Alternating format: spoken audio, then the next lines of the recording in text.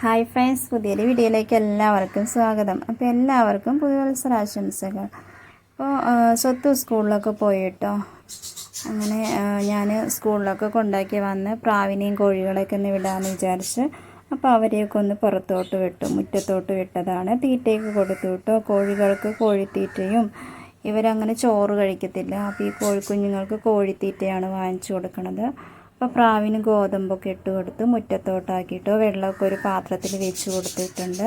New year ആയിരുന്നല്ലോ ഇന്നലെ. അപ്പോൾ നമ്മൾ രാത്രി പുറത്തോട്ട് പോയി. സ്വത്തുവിന് കടലിൽ പോകണമെന്നാണ് പറഞ്ഞത്. പക്ഷേ കടലിൽ പോയി കഴിഞ്ഞാൽ രാത്രി വെള്ളത്തിലിറങ്ങി കളിക്കാനൊന്നും പറ്റില്ലല്ലോ. അപ്പോൾ അങ്ങനെ നമ്മൾ ശംഖുമുഖം പോകണമെന്നാണ് സ്വത്ത് പറഞ്ഞത്. പക്ഷേ നമ്മൾ വെട്ടുകാട് പോയിട്ട് കുറച്ച് സമയം അവിടേക്ക് ഇരുന്ന് കടപ്പുറത്തൊക്കെ ഇരുന്നിട്ട് തൊട്ടടുത്തുനിന്ന് ഭക്ഷണമൊക്കെ കഴിച്ച് എന്നിട്ട് നമ്മൾ നേരെ തിരിച്ച് ലുലു മാളിലെ കുറച്ച് കാഴ്ചകളൊക്കെ കണ്ടിട്ട് ഒരു 12 കഴിഞ്ഞിട്ടാണ് നമ്മൾ വീട്ടിലോട്ട് എത്തിയത്. കുറച്ച് ദിവസമായിട്ട് നമ്മുടെ പെറ്റ്സിനെയൊന്നും വീഡിയോസിൽ ഉൾപ്പെടുത്താറില്ല കേട്ടോ. അതുകൊണ്ട് ഞാൻ ഇന്ന് വിചാരിച്ചു, പുതുവർഷമൊക്കെ അല്ലേ, പെറ്റ്സിനെ എല്ലാവരെയും ഒന്ന് കാണിക്കാമെന്ന് വിചാരിച്ചു. അപ്പോൾ 4 ലവ് ബേർഡ്സാണുള്ളത് കേട്ടോ. അപ്പോൾ കോഴികളെ പുറത്ത് വിട്ടിട്ടുണ്ട്. ഇനി 2 പേരെ മാത്രമാണ് പുറത്ത് വിടാനുള്ളത്. ഈ ഒരു പൂവൻ കോഴീനെ വിട്ട് കഴിഞ്ഞാൽ കാലുകൊണ്ട് വയ്യാത്തൊരു കോഴിയുണ്ട് കേട്ടോ, അതിനെ കൊത്തും. അപ്പോൾ ഞാനിതാ ഈ പെടക്കോഴീനെ പുറത്ത് വിടുകയാണ്. ഇവളാണ് മുട്ടയിടുന്നത് കേട്ടോ. അങ്ങനെ ഞാനിതാ പ്രാവുകളെയും കോഴികളെയൊക്കെ വിട്ടിട്ടുണ്ട്. ചില പ്രാവുകളൊക്കെ അതാ കൂട്ടി കയറി കേട്ടോ. ഈ കറുത്ത പ്രാവുണ്ടല്ലോ, ഇവള് കൂട്ടി കയറി അടയിരിക്കുകയാണ് കേട്ടോ. 2 മുട്ടയിട്ടിട്ടുണ്ട്. പിന്നെ 2 പ്രാവ് കൂടി മുട്ടയിട്ട് കിടക്കുന്നുണ്ട്. ഈ ഒരു പ്രാവിൻ്റെ 2 കുഞ്ഞുങ്ങൾ വലുതായി കേട്ടോ, പറക്കാനൊക്കെ തുടങ്ങിയിട്ടുണ്ട്. ഇന്ന് രാവിലെ ഇഡലിയാണ് കേട്ടോ ഉണ്ടാക്കിയത്. അപ്പോൾ സാമ്പാർ ഉണ്ടാക്കി. അപ്പോൾ കറിയൊക്കെ രാവിലെ തന്നെ വെച്ചു. ഇനി ഉപ്പേരി വയ്ക്കണം. അപ്പോൾ ഇത് ഇന്നലെ കറി വെച്ചതിൻ്റെ ബാക്കി ചീരയാണ്.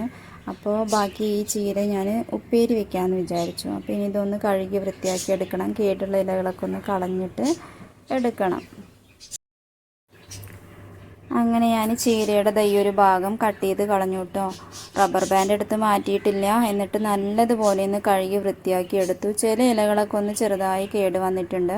അപ്പോൾ കേട് വന്ന ഇലകളൊക്കെ ഞാൻ മാറ്റി ഒന്നുകൂടി വൃത്തിയാക്കിയിട്ട് കഴുകിയെടുത്തു. മറ്റൊരു പാത്രത്തിലോട്ട് മാറ്റി.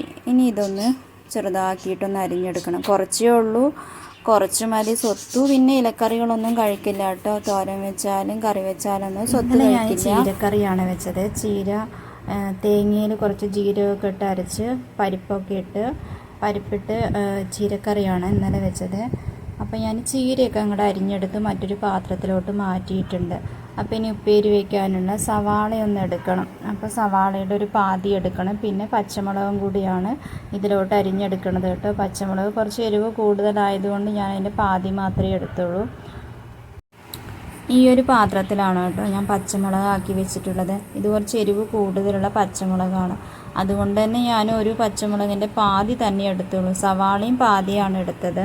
അപ്പോൾ പുറത്ത് നമ്മുടെ പ്രാവുകളും കോഴികളൊക്കെ തീറ്റ തിന്നുകൊണ്ടിരിക്കുന്നുണ്ട് കേട്ടോ. കാക്കയും വന്ന് കരയുന്നുണ്ട്, സൗണ്ട് ഉണ്ടാക്കുന്നുണ്ട്. പുറത്ത് നല്ല ബഹളം. അപ്പോൾ ഞാനൊന്ന് പോയി നോക്കിയതാണ്. ചിലപ്പോൾ പൂച്ചയെങ്ങാനും പ്രാവിനെയൊക്കെ പിടിച്ചാലോ സ്വത്ത് വന്ന് പിന്നെ കരയാൻ തുടങ്ങും. കോഴിയും പ്രാവൊക്കെ അവൻ്റെ ജീവനാണ്.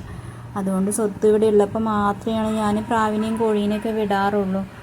അങ്ങനെ വിട്ട് കഴിഞ്ഞാൽ തന്നെ നല്ലപോലെ ശ്രദ്ധിക്കുകയും വേണം. വൈകിട്ട് സ്കൂൾ വിട്ട് കഴിയുമ്പോഴൊക്കെയാണ് ഞാൻ വിടാറുള്ളത്. അപ്പോൾ സ്വത്തും ഉണ്ടാവില്ല ഇവിടെ.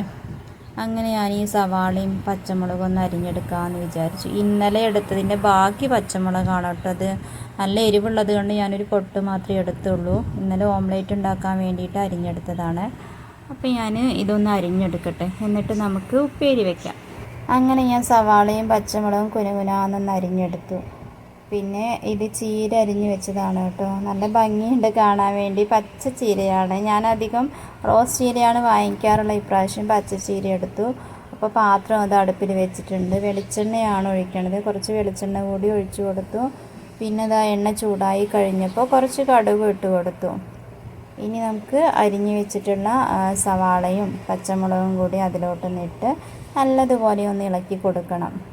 അതിനുശേഷം അരിഞ്ഞു വെച്ച ചീര കൂടി ഇതിലോട്ടിട്ട് കൊടുക്കാം. ചീരയും ഇട്ട് കൊടുത്തു. പിന്നെ കുറച്ച് മഞ്ഞൾപ്പൊടിയും ഉപ്പും കൂടി ഇട്ട് നല്ലതുപോലെ ഒന്ന് ഇളക്കി ഇനി ഒരു അടപ്പെടുത്ത് അടച്ച് വയ്ക്കാം. കുറച്ച് സമയം അടച്ച് വെച്ചു.